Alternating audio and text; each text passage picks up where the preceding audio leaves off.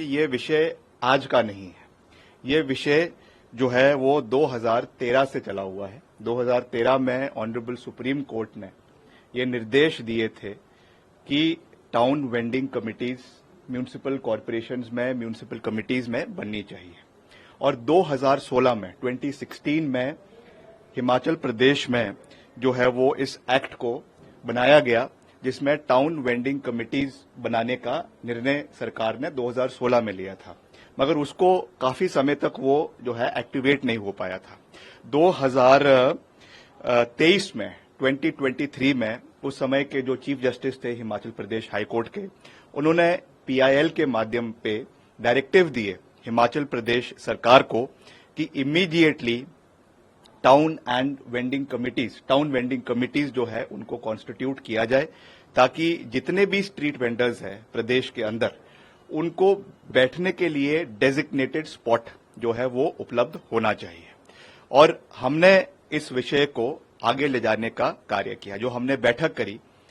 Municipal corporation की और UD department की कुछ दिन पहले शिमला के अंदर, उसमें इस कोर्ट के ऑर्डर का भी चर्चा हुई और ये बात हुई कि हमें इसको एक्सपेडाइट करने की आवश्यकता है। ऑलरेडी शिमला म्यूनिसिपल कॉरपोरेशन इसके ऊपर कार्य कर रहा है ऑलरेडी, क्योंकि कोर्ट का ऑर्डर है, ऑनरेबल हाई कोर्ट का ऑर्डर है, and the state government is bound to implement the orders of the honourable high court. इसलिए हम उसके ऊपर कार्रवाई कर रहे हैं। और ये कहा गया है कि जो भी वेंडिंग एरियाज होंगे या नॉन वेंडिंग एरियाज होंगे उनको आइडेंटिफाई किया जाएगा, और जो भी वेंडिंग एरियाज होंगे उनको ब्लू में मार्क किया जाएगा और उनका आइडेंटिफिकेशन, प्रॉपर आइडेंटिफिकेशन, चाहे वो आधार कार्ड है, चाहे वो आपका उसमें आईडी कार्ड है, चाहे उसमें जीएसटी नंबर है, व्हाटएवर इट इज, उसका एक पूरा गाइडलाइंस बनेगी और उसके हिसाब से वो होगा, चाहे उसमें हिमाचली है चाहे उसमें गैर हिमाचली है। मैंने कल भी कहा कि देश के किसी भी कोने से कोई भी व्यक्ति हिमाचल में रोजगार के लिए आ सकता है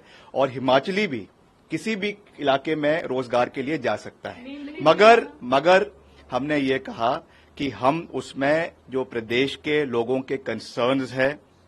with regard to hygiene of the food, अगर उसमें खाने के ठेले हैं, खाने के स्टॉल्स है, अगर कोई जो एक ड्रग्स का प्रचलन प्रदेश में बढ़ता जा रहा है उसको चेक करना भी सरकार का दायित्व बनता है, जिम्मेदारी बनती है। इसलिए हमने ये कहा है कि ये आइडेंटिफिकेशन होना चाहिए और जो भी इसमें वेरिफिकेशन हर व्यक्ति की इसमें होनी चाहिए according to the mandate of the honourable supreme court and the mandate of the honourable high court. लेकिन विक्रमादित्य जी, ये तो आपने कानूनी पक्ष बताया, तो कानूनी पक्ष, राजनीतिक पक्ष जो कहा जा रहा है कि दिल्ली में लीडरशिप आपसे नाराज है क्योंकि उत्तर प्रदेश में जब ये काम बीजेपी कर रही थी तो कांग्रेस कह रही थी। देखिए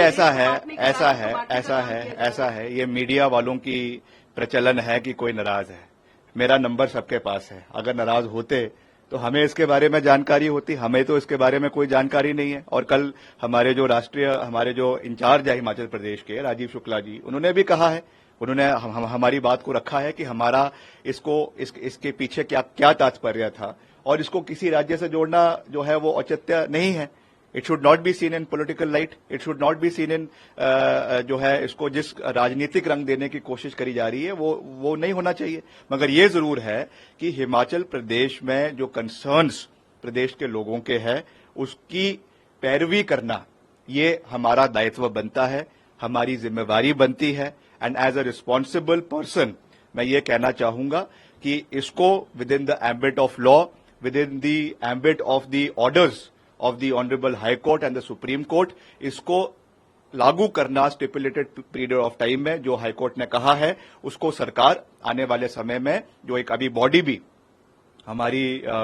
विधानसभा की बनी है, स्पीकर ऑनरेबल स्पीकर ने जो एक मल्टी पार्टी बॉडी बनाई है, वहां पर भी इसके डेलिब्रेशंस होगी, इस पे चर्चाएं होगी और कैसे इसको आने वाले समय में आगे लेकर जाना है उसके बारे में बात होगी। As simple as that.